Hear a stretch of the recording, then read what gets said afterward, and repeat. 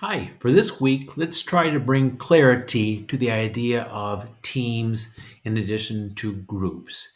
Many of us have worked on either a team or a group or have been part of it throughout our course of existence. Everything from a Boy Scouts to perhaps a fellowship or a group, an organization, a team. We've all have participated in those. Some of those experiences may have been good and some of them bad. I remember playing on some sports teams that were well-oiled machines. We knew what to do. We accomplished a task, and boy, was it a lot of fun. I've been in groups and other places where it just seems like there was no organization, no continuity, no direction, and boy, it was not fun at all. So, if you're following along in our textbooks, we're going to look at chapter 10, and that talks about understanding teams. This thought process can apply to any organization, your workplace, your church, even your home life to some extent as well. So, when you think of the terms work group and work teams, they're slightly different according to the text. I'm on page 155 where it says, a group that interacts primarily to share information and make decisions to help each group member perform within his or her own area of responsibility. That's what a work group would be called. A work team then is a group whose individual efforts results in performances that is greater than the sum of the individual inputs. So in other words, each individual works towards a group's common goal or common direction. Many times in work groups and businesses today, they always say, well, you got to be part of this team or part of that team. And it's good. It's always good to be part of a team because it makes you feel like you're needed, like you feel like you're important, make you feel like you have input, and that results are based upon partially your decision as well. Teams have become really popular over the past 15, 20 years. Richard Carlgan said this: a team of people happily committed to the project and to one another will outperform a brilliant individual every time. So, in other words, the whole works better than the individual. And I understand that that sounds true as well. When you think about types of teams, these are teams that you may have been part of. There's teams that are self-managed work teams. So in other words, you're given a direction, and as a team, you move forward to accomplish that task. There are things such as cross-functional teams and also virtual teams. Virtual teams are really have become so important, so much used during the time of COVID lately.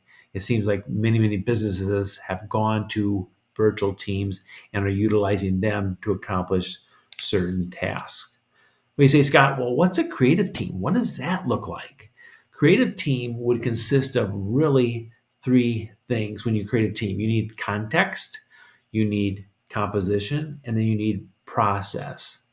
On page 159, context talks about this idea of certain trust. You need to have adequate resources. You've got to have leadership. There has to be structure within the team. And there has to be methods of evaluation, methods of control. The composition then is the abilities of each member on the team. Your personalities make a big difference. Your roles, diversity, the size of the team, flexibility, and member performances. I remember being on a team where one of our members just basically wore out. And this was after a 2 year team that we were working together, and she was not fulfilling the tasks that needed to be done for our required assignments. So the other three team members and myself came to her and said, you know what, either you need to step it up or we're going to have to help you out. And it was interesting that she took that to heart. She stepped it up and was allowed us to be able to complete that task that needed to be happening. Also, process affects teams' role in creating teams as well. What is the specific goal? What's your team efficacy? What's the conflict levels? And your common purposes. You take those three things of your process, the composition, and also the context. put those together, and that is how effective teams are formed. How about the abilities of members?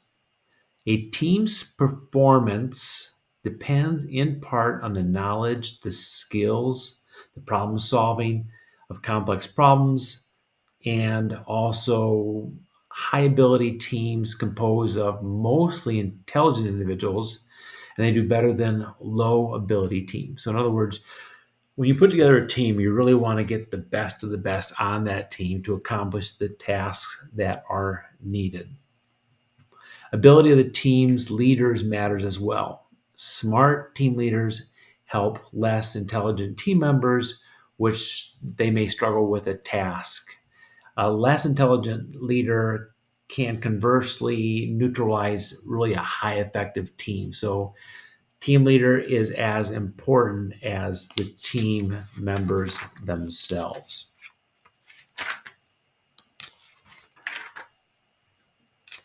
With that thought in mind, jump over to page 167 and let's just quickly look at this idea of selecting and hiring the correct team members. I often look at this as you can either select or you can create team members.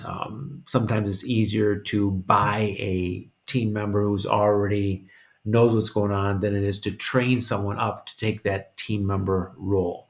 Basically, two ways: you can create or you can buy. So you need to look at the situation. Do we want to try to develop this person into being a successful team member, or do we want to buy someone new, bring them in, put them on the team? The textbook wraps up with this idea of rewarding good team members. It's so important. Hey, if